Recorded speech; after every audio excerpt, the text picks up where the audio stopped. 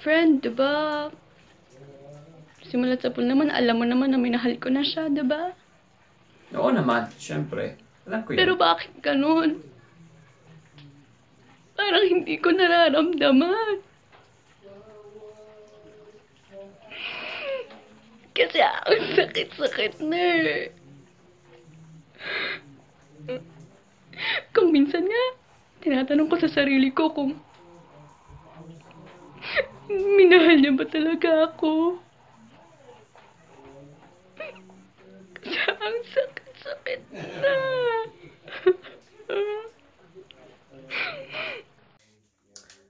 Pero alam mo ba, sa totoo lang, alam ko mahal na mahal ka niya.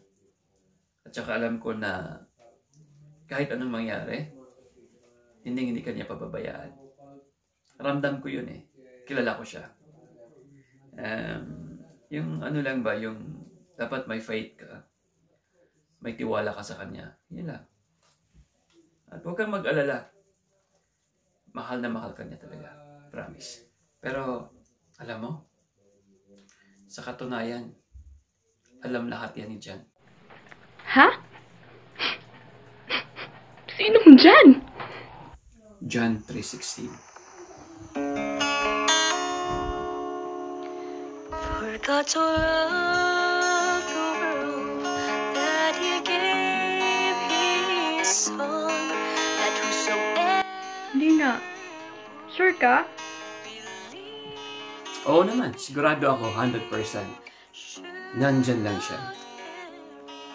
Diba sa totoong buhay nga, minsan nakakatawa na yung ex mo, iwan ka, mga ibang tao, like kaibigan mo, kaibigan nga nang iiwan, di ba? Pero alam mo ba, siya, hindi ka niya iiwan. Promise.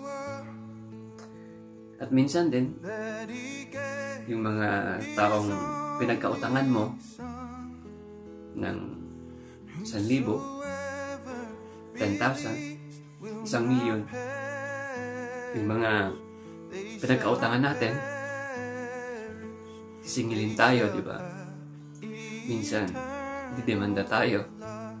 Pero siya, actually may utang tayo sa kanya. Pero, hindi siya naningil. Alam mo, actually, minsan, tayo na ang nakakalimot eh. Busy tayo sa lahat ng ginagawa natin. Kasama na yung Facebook, YouTube, sa work. Pero minsan, nakalimutan natin siya. Naalala lang natin siya pag yung, alam mo yun, yung may problema tayo. Pag minsan, nag-ask tayo sa kanya ng something, tapos binigay niya, minsan hindi tayo nagpapasalamat. Kaya, pero surely ako sa'yo, kausapin mo siya. Paano? Siyempre, hindi mo naman pwede siyang i-text. Hindi mo siyang pwedeng tawagan. Pero open line siya. 24 hours. Nandyan siya. Kausapin mo siya sa prayer.